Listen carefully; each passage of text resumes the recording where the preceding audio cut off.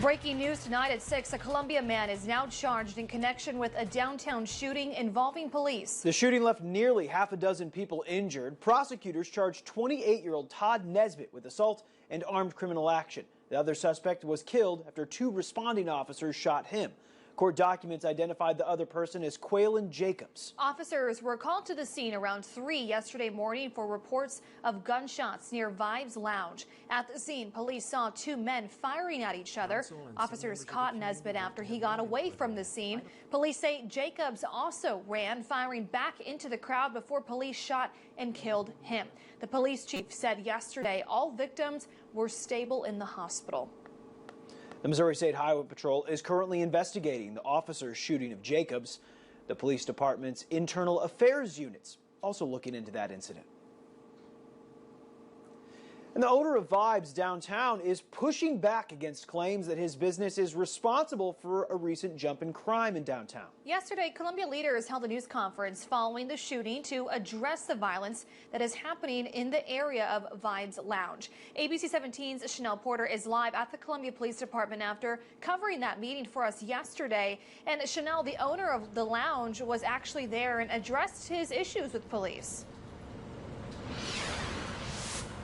Devin Lucas, Columbia Police Chief Jeff Jones and Mayor Brian Treese were talking about the issues going on at the bar when Vibez Lounge owner Revel Fair actually added his comments into the conversation.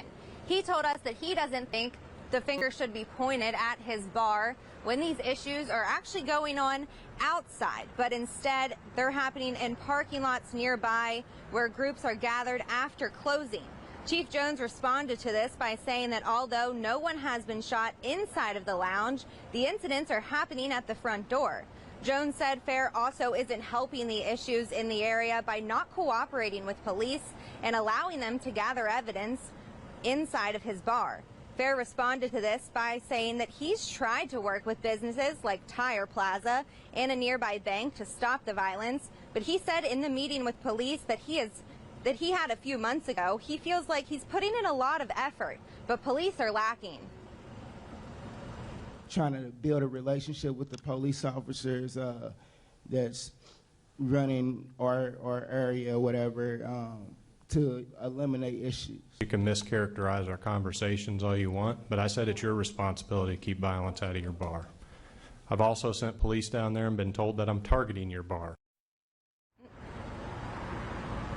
Mayor Treese also added into the conversation saying that if businesses are creating environments where people are being killed or hurt, they will be shut down. Now, ABC 17's Erica McGuire also spent today looking into how long bars are actually allowed to stay open, as this incident happened around 3 a.m.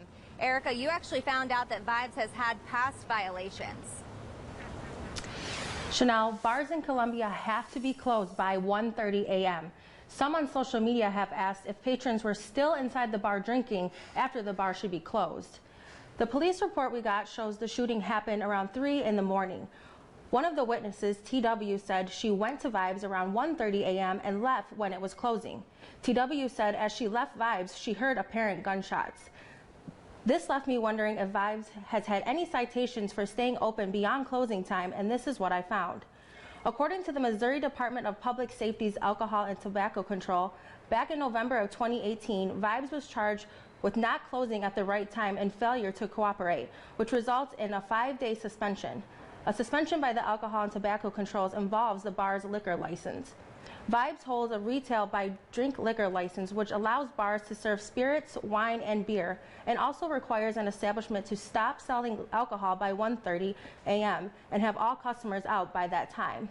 Over the past 2 months, there have been 4 shootings outside of Vibez after 1:30 a.m., 2 of those shootings resulting in people being hit by gunfire.